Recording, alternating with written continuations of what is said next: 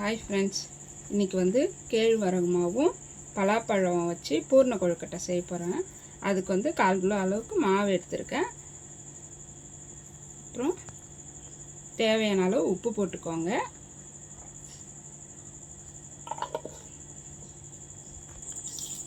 நல்லா உப்பு கலந்து விட்டுக்கோங்க.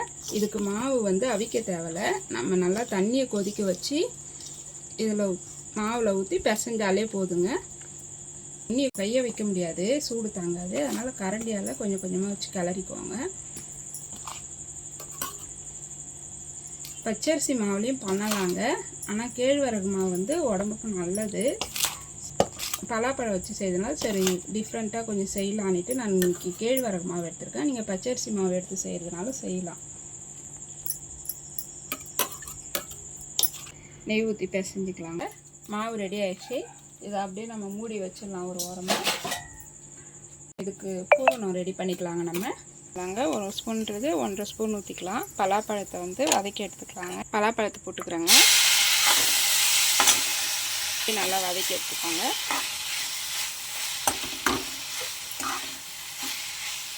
பலாப்பழம் சீசன் கிடைக்கிறப்பவே இதெல்லாம் செஞ்சு பாருங்கள். இப்போ பலாப்பழம் சீசன் தான்.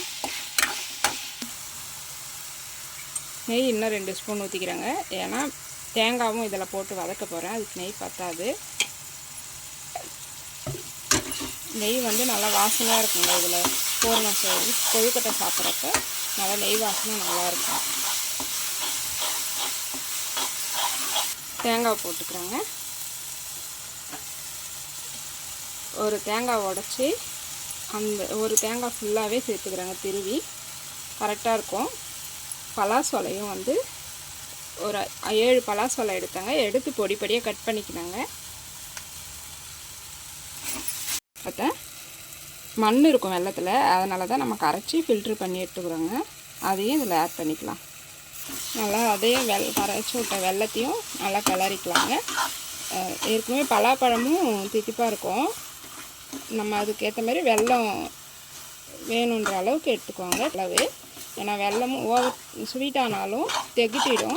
கரெக்டான நார்மலாக வெல்லத்தை எடுத்துக்கோங்க. அவங்கவுங்க ஸ்வீட்டுக்கு ஏற்ற மாதிரி எடுத்துக்கோங்க. ஏலக்காய் தூள் போட்டுக்கிறேங்க. நான் ஃப்ரிட்ஜில் அரைச்சி வச்சுருந்தேன், அந்த தூளையே போட்டுக்கிறேங்க.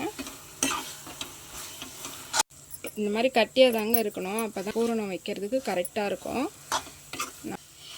இதில் நட்ஸ் எதுனா இருந்தாலும் நீங்கள் சேர்த்துக்கலாங்க. திராட்சை, முந்திரி எதுவாக இருந்தாலும் சேர்த்துக்கலாம், அதுவும் நல்லாயிருக்கும். சின்ன சின்ன உருண்டையாக பிடிச்சி நம்ம கொழுக்கட்டை ரெடி பண்ணிக்கலாங்க.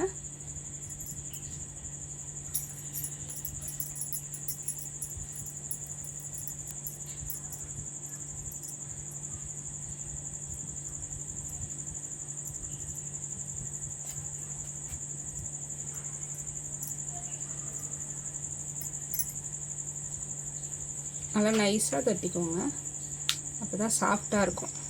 இப்போ வந்து பலாப்பழ பூரணம் வச்சுக்கிறாங்க. பார்க்குறதுக்கே சூப்பராக இருக்குதுங்க. பஞ்சாமிரதம் மாதிரி இருக்குது பார்க்குறதுக்கு. அந்த மாதிரியும் இருக்குது. பஞ்சாமிரதமே பிடிக்காது. அப்போ இது சாப்பிட மாட்டியா? இது பஞ்சாமிரதம் இல்லையே. இது வந்து என்னது, கொழுக்கட்டை. அந்த பலாப்பழம் கொழுக்கட்டை. அதேமாரி நம்ம ஒன்றுத்தையும் செஞ்சு எடுத்துக்கலாங்க. ஒரு இட்லி குண்டா எடுத்து அதில் தண்ணி ஊற்றி அடுப்பில் வச்சுக்கலாங்க.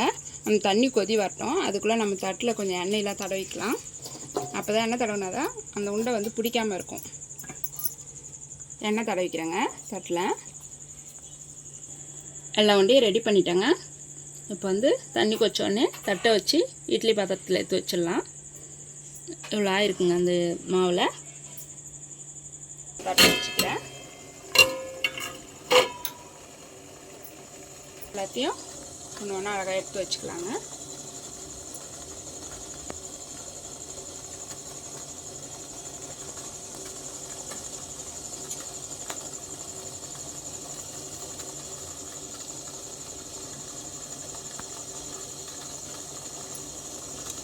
மேலேயும் ஒரு கொத்து வச்சுக்கிறேங்க, அதுலேயும் எடுத்து வச்சுக்கிறேன்.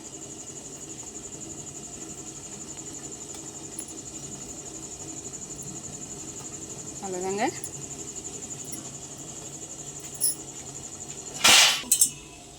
மூடிடலாங்க. மூடி ஒரு 5 நிமிஷம் வேக விடலாங்க. அவ்வளோதான் ஃப்ரெண்ட்ஸ், அடுப்பு ஆஃப் பண்ணியாச்சு. வெந்துடுது கொழுக்கட்டை பாருங்கள். எடுத்து வச்சுக்கலாங்க. செம்மையாக சுடுது. ஆற வச்சு எத்தணுமா? ஒன்றும் ஆகாது, சுட சுட சாப்பிட்டா நல்லாயிருக்கும். வாய் வெந்துடும். அளவுக்கு சூடாக சாப்பிடுவோம். நம்ம எடுத்துன்னு போகிறதுக்குள்ளே ஆறிடும். அழகாக வந்துருக்கு பாருங்கள், எதுவுமே உடையில, எல்லாமே நல்லா வந்திருக்கு. அவ்வளோதாங்க, எல்லாத்தையும் சுட்டு எடுத்துட்டாங்க பாருங்கள். சுடுது, சாஃப்டாக இருக்குது பாருங்கள். சுடுது, கையே வைக்க முடியல பாருங்கள். சூப்பராக இருக்குதுங்க. ட்ரை பண்ணி பார்த்துட்டு எப்படி இருக்குதுன்னு கமெண்ட்டில் சொல்லுங்கள். உங்களுக்கு சேனல் பிடிச்சிருந்தா லைக் பண்ணுங்கள், ஷேர் பண்ணுங்கள், சப்ஸ்கிரைப் பண்ணுங்கள்.